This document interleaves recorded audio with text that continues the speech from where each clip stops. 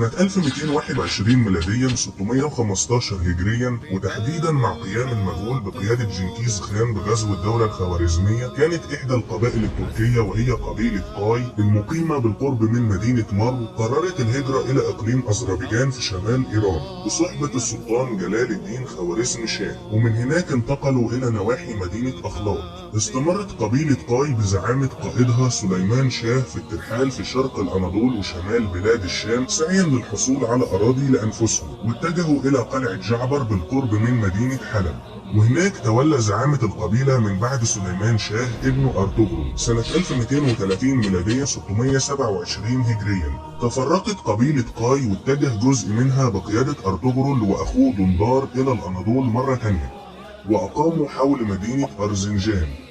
وقرر الجزء الآخر بقيادة إخوته جندوجدو وسنجرتكن العودة إلى موطنهم الأصلي في آسيا الوسطى. في الوقت ده كان بيحكم الأناضول دولة سلاجقة الروم بقيادة السلطان علاء الدين قيقباد الأول، أحد أشهر وأقوى حكام دولة سلاجقة الروم. وبالقرب من أرزنجان دارت معركة كبيرة هي معركة ياسي جمل بين السلطان علاء الدين قيقباد الأول وبين الجيش الخوارزمي بقيادة السلطان جلال الدين خوارزم شاه آخر حكام الدولة الخوارزمية. وفي المعركة دي أوشك الجيش الخوارزمي على الانتصار والقضاء على السلاجقة، إلى أن قرر أرطغرل ابن سليمان شاه الانضمام بقبيلته لجانب السلاجقة، وبسبب ده تمكن السلاجقة من تحقيق النصر على الخوارزميين.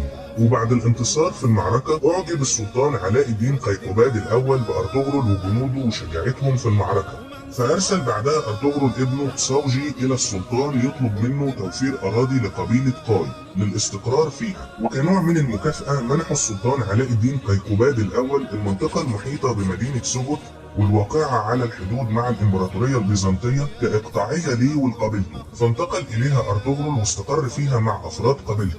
حصل أرطغرل على لقب غازي، واللي هو الترجمة التركية للقب مجاهد، بسبب غزواته المستمرة ضد الروم. كانت الإمبراطورية البيزنطية في الوقت ده انقسمت إلى عدة أجزاء بسبب الحملة الصليبية الرابعة. من بين الأجزاء دي كانت إمبراطورية نيقيا. وفي سنة 1231 ميلاديا 628 هجريا حصلت حرب بين إمبراطور نيقيا يوحنا الثالث والسلطان علاء الدين قيقباد. انضم الجيش السلجوقي القادم من كونيا إلى أرطغرل غازي وأتباعه لدعم السلطان السلجوقي بالقرب من مدينة اسكشهير، واستطاع الجيش السلاجقة تحقيق النصر ضد قوات الامبراطور البيزنطي بدعم ومساعدة أرطغرل غازي ومحاربيه. منح بعدها السلطان قيقباد الأول اسكشهير مكافأة إلى أرطغرل على دوره في قتال الروم. وقرر سنة 1232 ميلاديا 629 هجريا شن هجوم على البيزنطيين وفرض حصار على قلعة قراجة حصار، لكن بسبب تهديد دولة الخانات المغول لشرق الأناضول ودولة سلاجقة الروم اضطر السلطان للعودة إلى قونيا وأعطى أرطغرل قيادة الحصار. نجح أرطغرل غازي والأمراء السلاجقة في فتح قلعة قراجة حصار، وتم إجبار حاكم مدينة بيلاجيك البيزنطي على دفع الجزية. لكن سنة 1237 ميلاديا 634 هجريا يجري تسميم السلطان علاء الدين قيقباد الأول، ومع نهاية عهده دخلت دولة سلاجقة الروم في حالة من الضعف، خاصة مع تولي ابنه غياث الدين كيخسرو الثاني، واللي لم يتمكن من إدارة الدولة بشكل جيد.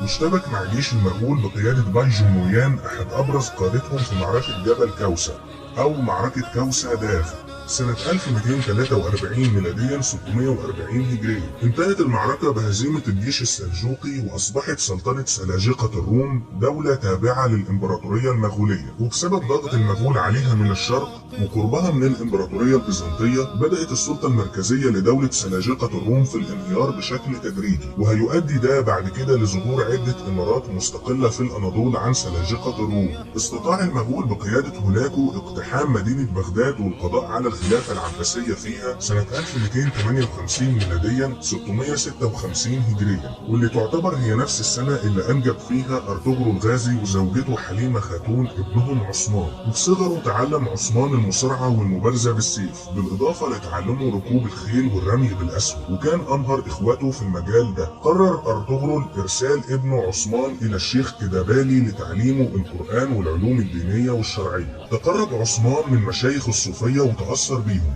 وفي مقدمتهم معلمه الشيخ إدبالي، فانعكس ده على شخصيته وأسلوب حياته من ناحية الزهد والورع والتقشف وحب الجهاد. أراد عثمان بن أرطغرل الزواج من ابنة الشيخ إدبالي، لكنه رفض في البداية. تزوج عثمان من مال خاتون ابنة الشيخ إدبالي سنة 1280 ميلاديا 679 هجرية، وأنجبت ليه ابنه أرخان، لكن أشارت بعض المصادر إنه تزوج أيضا بامرأة أخرى تسمى بالة خاتون، واللي أنجب منها ابنه البكر علاء الدين باشا. لكن البعض بيرجح إن لعثمان زوجة واحدة بأسماء مختلفة، فمال خاتون من وجهة نظرهم هي نفسها بالة خاتون. ومن بعد أرطغرل الغازي تولى زعامة القبيلة ابنه الأصغر عثمان سنة 1281 ميلاديا 680 هجريا، وهو عمره 24 سنة. حاول عثمان الحفاظ على سياسة أرطغرل الغازي السلمية تجاه الروم، لكنه اضطر بعد كده للتخلي عن السياسة دي. لم يوافق دندار ابن سليمان شاه عم عثمان بن أرطغرل على توليه زعامة القبيلة، واعتبر نفسه أحق من ابن أخوه في حكمها، وتمرد عليه، وقرر التحالف مع الحكام المحليين للإمبراطورية البيزنطية للتخلص من عثمان.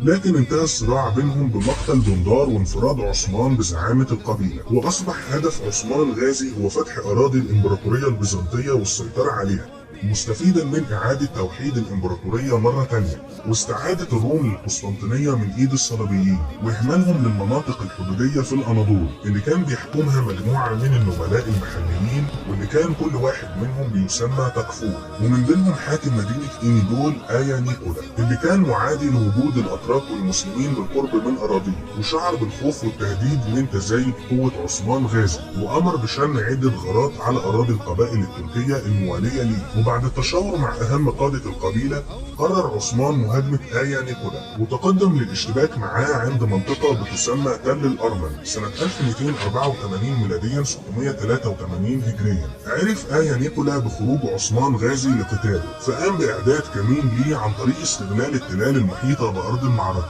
وعلى الرغم من إن عثمان عرف بأمر الكمين من أحد الجواسيس، إلا إنه أصر على الاشتباك المباشر مع البيزنطيين بقوة معظمها من المشاة. كان فخ الروم قايم على مهاجمة المسلمين من الأمام والخلف في وقت واحد، واستغلال التفوق العددي للروم في القضاء على قبيلة قاي نهائيا. ومع بداية المعركة بين الجانبين قام الروم بتنفيذ خطتهم، ومع استمرار القتال حاول عثمان غازي وجنوده فك تطويق الروم ليهم، لكنهم فشلوا. كانت المعركة شديدة جدا على قبيلة قاي من ناحية الخسائر، وأدى استشهاد باي خوجة ابن أخو عثمان غازي إلى الانسحاب من المعركة. أقسم عثمان غازي على الانتقام من آيا نيكولا وهزيمته في معركة تل الأرض، وبدأ في التخطيط للسيطرة على قلعة قلج حصار، واللي كانت بتشكل عقبة أمام أي محاولة لفتح مدينة إينيجول، واللي بتقع على بعد 5 كيلو من مدينة إينيجول، وكانت مسؤولة عن توفير الحماية للمدينة. وفي خلال المساء تسلل عثمان وجنوده البالغ عددهم 300 مقاتل وشنوا غارة على القلعة، وفي هجوم سريع ومفاجئ استطاعوا السيطرة على القلعة بالكامل، وقاموا بإحراقها وتدمير أسوارها. ونجح عثمان غازي في تحقيق أول انتصار عسكري ليه على الإمبراطورية البيزنطية، وخسر آيا نيكولا قواته المدافعة عن مدينة إينيجول، وأصبح معرض للخطر بشكل مباشر. بعدها أدرك آيا نيكولا صعوبة الوقوف لوحده أمام عثمان غازي، فقرر التحالف مع حاكم مدينة قراجة حصار، واتفقوا على قتال المسلمين واستعادة الأراضي اللي خسروها، وقرروا جمع جيوشهم معا والتوجه لقتال عثمان في أول تحالف عسكري يشكل في التاريخ ضد آل عثمان. لما وصل الخبر لعثمان بن أرطغرل قرر التحرك لمواجهتهم بالقرب من مدينة دومانيتش سنة 1287 ميلاديا 686 هجريا. سبق عثمان الروم إلى أرض المعركة، ووضع خطته على أساس نصب فخ للروم، وبعد انتظار طويل وصل الجيش البيزنطي إلى أرض المعركة، واللي لم يكن يعلم بالفخ المنصوب ليه، وإن جيش عثمان بيراقب تحركاته وبينتظر الوقت المناسب لبدء الهجوم عليه. ومع منح عثمان الإشارة شن المسلمين هجومهم على الروم من التلال، واستطاعوا تطويق الجيش البيزنطي بالكامل. وعلى الرغم من ان الروم تفاجئوا بالتحرك العثماني، الا انهم كانوا بيتميزوا بعددهم الكبير، واللي صعب نوعا ما من مهمة المسلمين.